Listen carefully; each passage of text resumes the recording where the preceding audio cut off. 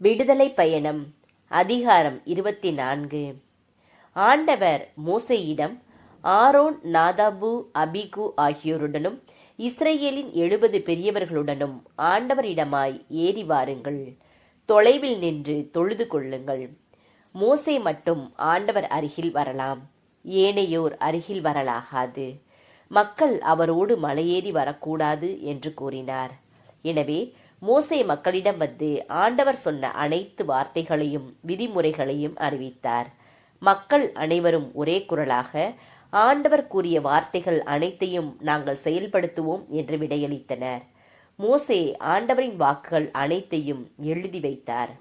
அதிகாலையில் அவர் எழுந்து மலையடிவாரத்தில் ஒரு பலிபீடத்தையும் இஸ்ரேலின் 12 குளங்களுக்கு 12 தூண்களையும் எழுப்பினார். அவர் இஸ்ரேல் மக்களில் இளைஞர்களை அனுப்பி வைக்க அவர்களும் ஆண்டவருக்கு எரிபலிகள் செலுத்தினர். மாடுகளை நல்லுறவு பலிகளாகவும் ஆண்டவருக்கு பலியிட்டனர். மோசே இரத்தத்தில் ஒரு பாதியை எடுத்து களங்களில் விட்டு வைத்தார். மறுபாதியை பலிபீடத்தின் மேல் தெளித்தார்.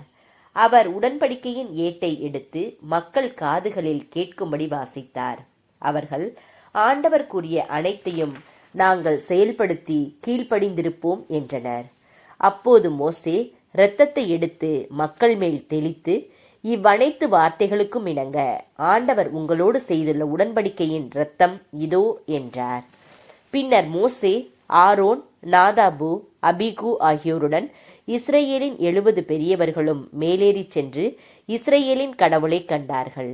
அவர் பாதங்களின் கீழுள்ள தளம் நீல மணிக்கள் இழைத்த வேலைப்பாடு போன்றும் தெல்லிய வான்வெளி போன்றும் இருந்தது. இஸ்ரேல் மக்களின் தலைவர்கள் மேல் அவர் கை வைக்கவில்லை.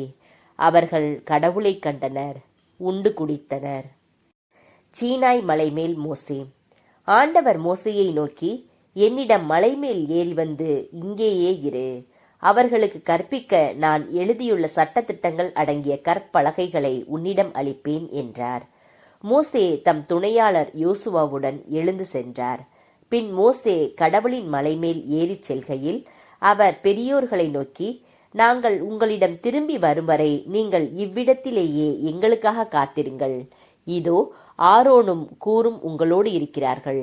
வழக்கு ஏதுமிருப்பின் அவர்களை அணுகட்டும் என்றார். பின்னர் மோசே மலைமேல் ஏறிச் செல்ல ஒரு மேகம் மலையை மூடிற்று. ஆண்டவரின் மாட்சி சீனாய் மலைமேல் தங்கிற்று. மேகம் மலையை 6 நாள்களாக மூடியிருந்தது. 7ஆம் நாள் அவர் மேகத்தின் நடுவினின்று மோசேயை அழைத்தார். மலை உச்சியில் ஆண்டவரது மாட்சியின் காட்சி பற்றி எரியும் நெருப்பு போன்று இஸ்ரேல் மக்களின் கண்களுக்கு தெரிந்தது. மோசே மேகத்தின் இடையே புகுந்து மலை மேல் ஏறி சென்றார். மோசே மலையில் 40 பகலும் 40 இரவும் தங்கியிருந்தார்.